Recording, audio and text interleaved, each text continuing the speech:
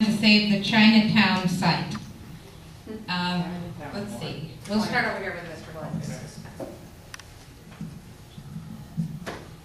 At this point, the Chinatown site is in the hands of the courts. The very sensitive issue for a variety of reasons. One, it was a site that has some archaeological benefit to it. The archaeological site at some point was going to be looked at or excavated. There are two points of opinion here, and in fact there's a third one which complicates things. First of all, it was property of the Riverside County Office of Education. The second part of this is an individual allowed to build a medical site on this site. And then you have individuals that feel that a shrine or a park should be built on that particular site. This particular site really required, on my part, a lot of thought, and it was extremely difficult for me to come to this conclusion. But we had a developer that said he would excavate and pull out the archives and share them with the museum or have them with the museum, and then also some of the others display them in his building.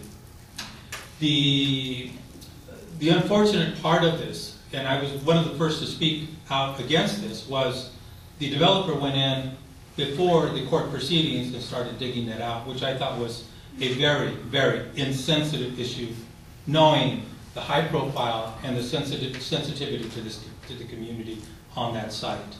At this point, the matter is in the court's hands. There has been an appeal made by the community individuals, and I believe it's going to be heard in either June or July.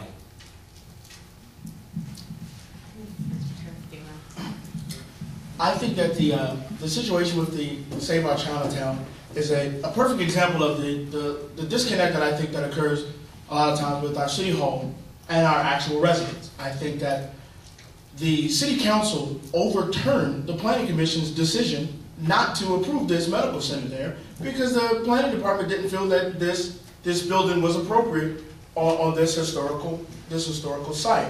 I think that the city council's decision to overturn that was not well informed by the members of the community who feel very, very strongly about the Chinatown issue. And what it has done is it's placed the city in a very bad position, because where we stand right now is this project is now in litigation, and at best, at the very best the city can hope for, is that the court will send it all back to the city and allow our city council to decide again. That's the very best that the city can hope for.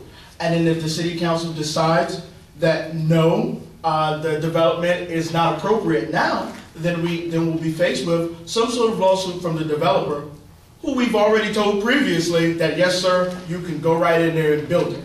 I think that if the city council had made a little more effort to talk to the residents in the community, those connected to this property, they would have understood the historical significance and the sentimental value that it holds to the residents here in Riverside. And I think that they could have made a better decision that could have had a happier ending, because as it stands right now, no matter what the outcome is at the court, no one wins from this situation. You can just pass it.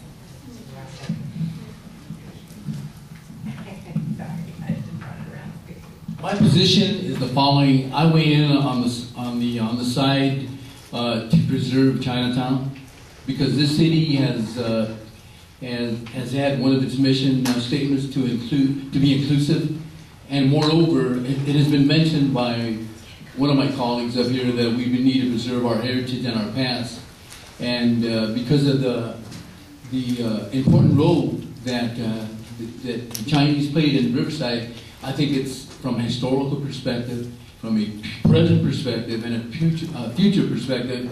We need to embrace that concept, and I weigh in on the side of preserving it at Chinatown. If it means that developers have to develop somewhere else, so be it. And I think that that this is, in my opinion, it's a historical site, or historical monument, and the developers, they can go find land somewhere else. There's plenty around, and I think that the voice of the the residents that live in that community should be heard, and that everyone's concern in that area is important, and it's vital, and it's important that we preserve that site for not only for our present use and enjoyment, but also for the future, for our future generations. I'm honored to take that position on behalf of the folks that are in that fight. Thank you. Thank you. Thank you. The next question is, do you believe that the money given to the Renaissance program has been spent wisely?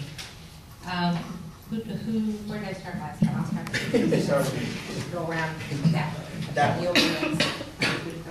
Unequivocally, the answer is yes. I look around my community and I see the money being spent. I see the walkways improvements. I see the plantings. I see the public infrastructure improvements that have taken place within my area, within the overall city, and I think it has enhanced my quality of life. I think that when the changes first began to take place within my area, I think I called the mayor and I told him I was happy to see our tax dollars at work. I think I ran into Andy at a chamber function, and I told him, I said, I'm happy to see my tax dollars going to work in the community that I live, that I drive, and that I am a part of every day. I think, and Doug's here, he can correct me if I'm wrong, but I think I read an article somewhere in the Press Enterprise that said something along the lines of our Renaissance project, we're trying to make up for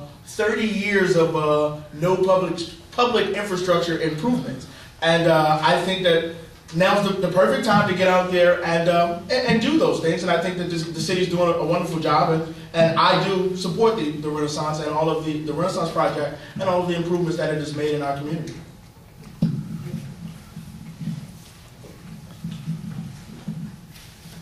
The Riverside Renaissance program is actually taking 30 years worth of improvements and reducing them into a 5-year period. That's what the Riverside Renaissance does. And initially, the Riverside Renaissance was about a $700 million or $800 million project.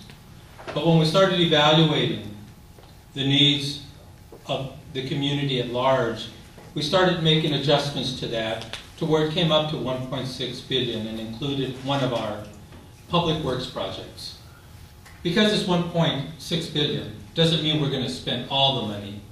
Because like anyone else, when you have changes in your fiscal situation, you want to adjust your plans to accommodate that. So at this point, we're keeping a very close eye on our projects and we're watching them develop.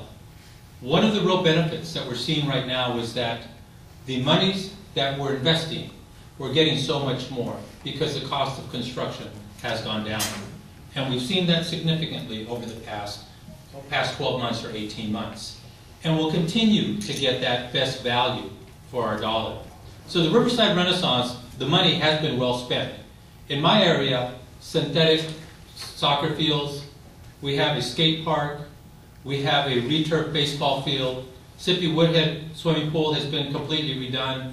We've made several improvements to our Sycamore Highlands Wilderness Park. We've also made several changes to some of our roads and beautification. We've also done spectacular work, I think, with Centro de Niños, and then also with our Stratton Center. Those projects occurred with our Riverside Renaissance, but most importantly, they came with the support of the community and our neighborhood groups.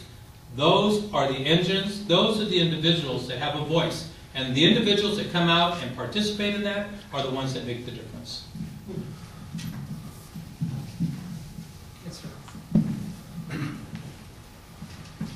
Yes, the Renaissance, I do believe in the projects, that they are an improvement, as has been improvements that have been ignored for years. So I believe it's a good investment of money. However, I also agree with the fact that I also advanced the proposition that we should view those improvements, especially if the economy worsens, that perhaps maybe we can adjust and relax some of the intensity of those projects.